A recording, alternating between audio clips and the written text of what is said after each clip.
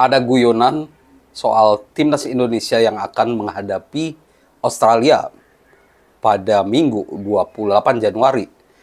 Guyonannya menyebut bahwa langkah timnas Indonesia ini mirip Australia di mirip Argentina di Piala Dunia 2022. Seperti apa guyonannya? Saya bahas semua di video ini.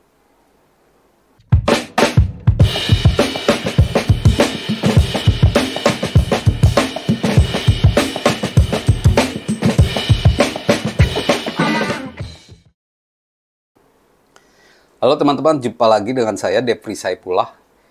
Timnas Indonesia akan menghadapi Australia pada 16 besar Piala Asia 2023.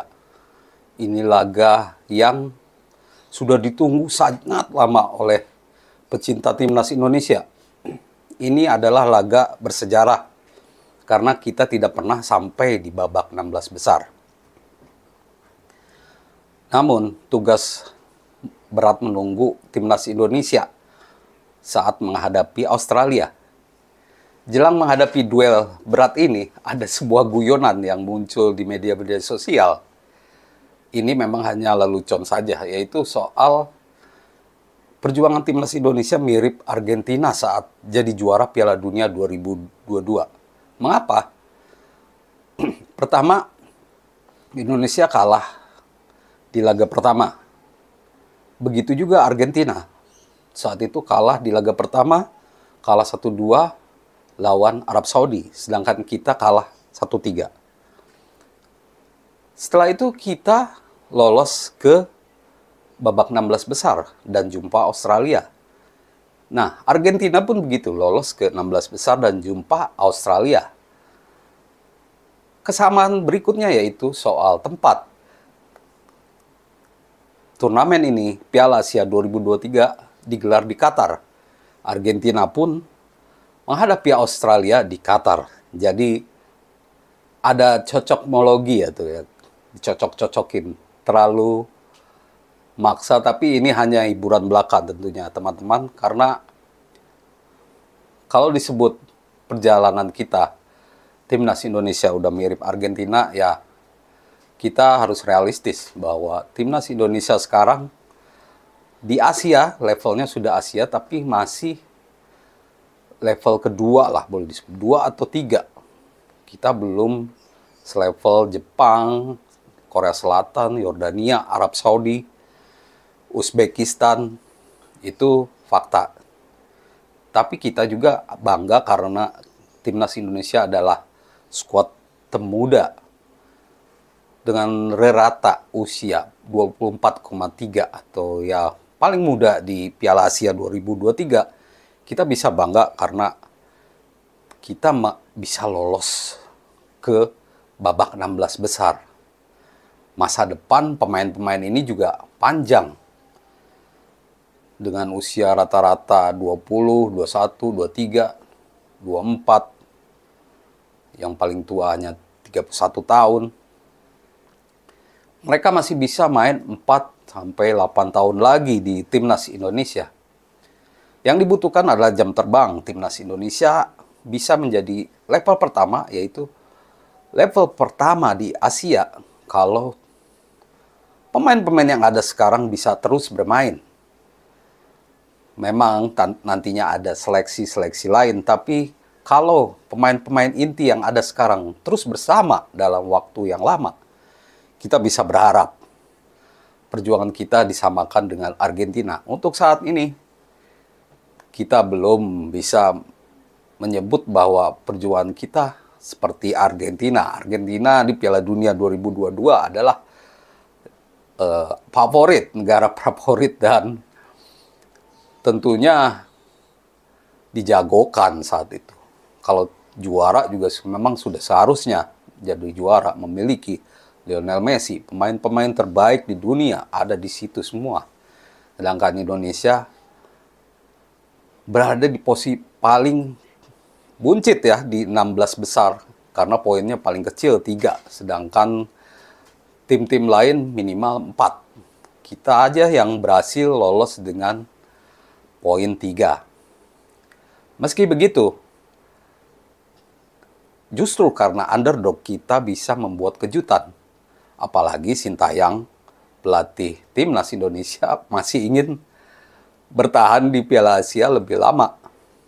Di media sosialnya dia menulis, ayo kita terus berada di Qatar atau bermukim atau tinggal di Qatar lebih lama. Jadi dia menargetkan Indonesia tidak terhenti di 16 besar.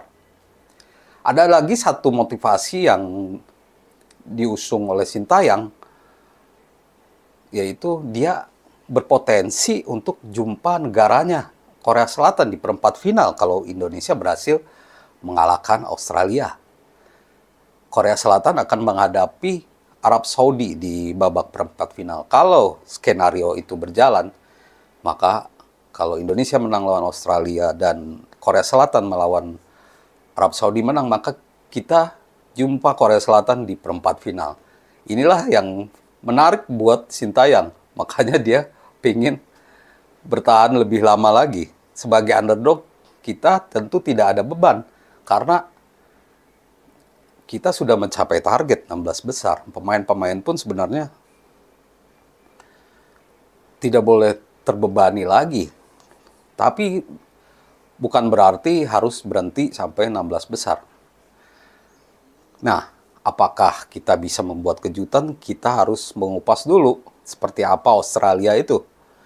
Australia ini negara Oseania yang sebelumnya belum masuk zona Asia.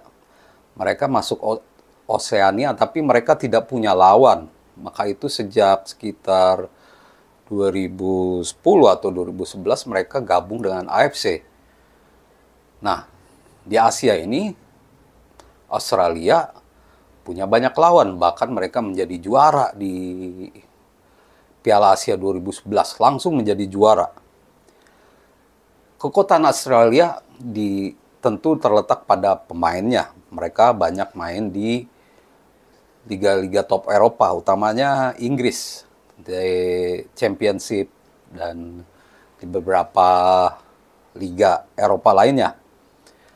Kalau soal ini sih kita juga tidak minder karena ada beberapa pemain Indonesia juga main di klub top seperti Justin Hubner yang main di Wolves atau Ivan Jenner di Utrecht atau Rafael Struijk di ADO Den Haag dan Pratama Arahan di Suwon FC. Ya, pemain-pemain kita tidak kalah dengan Australia, walaupun tentu Australia adalah tim berpengalaman. Dari catatan sejarah juga kita hanya menang 1 kali lawan Australia pada tahun 1981.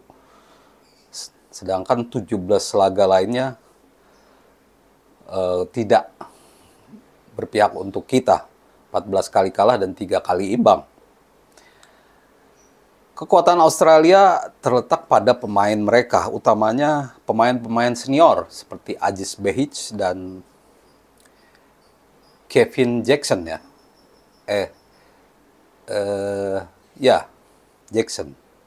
Jackson Irvine maksud saya. Jackson Irvine. Pemain berkumis, rambut panjang. Di Piala Asia ini juga si Irvine ini sudah mencetak 2 gol. Dan sebelum laga melawan Uzbekistan, laga terakhir mereka di fase grup, mereka tidak pernah kebobolan. Ini menjadi tugas berat bagi timnas Indonesia untuk membobol gawang mereka lagi seperti yang dilakukan oleh Uzbekistan. Pada laga sebelumnya, termasuk di uji coba, Australia tidak kebobolan. Pemain-pemainnya cukup tangguh, pemain belakang mereka cukup tangguh. Nah, bagaimana dengan timnas Indonesia sendiri? Masih menjadi pertanyaan siapa yang akan diturunkan oleh Sintayong. Apakah akan ada lagi kejutan sepertinya seperti itu? Apakah ada perubahan lagi di posisi-posisi tertentu? Egy Maulana cedera seperti diketahui dan mungkin akan masuk pemain lain, main baru seperti Shane Patinama yang belum main satu kali pun, atau Justin Hamner ditempatkan di tengah lagi, seperti saat melawan Irak, kita belum tahu. Yang pasti, kondisi seluruh pemain baik dan siap tempur melawan Australia. Dan formasi tentunya kita akan menggunakan formasi yang sudah dipakai selama ini, yaitu 5-4-1. Dan ini terbukti cukup kuat meskipun kita banyak kebobolan juga 6 gol, tapi mayoritas gol-gol itu karena kesalahan back. Semoga di laga melawan Australia kita belajar dari 2 kekalahan lawan Irak dan Jepang, tidak lagi melakukan kesalahan dan peak performance timnas Indonesia ada saat melawan Australia. Semoga kita bisa lolos ke perempat final dan tentunya berhasil membuat fans Indonesia gembira. Terima kasih. Demikian bersama saya Depri Saipullah. Salam olahraga.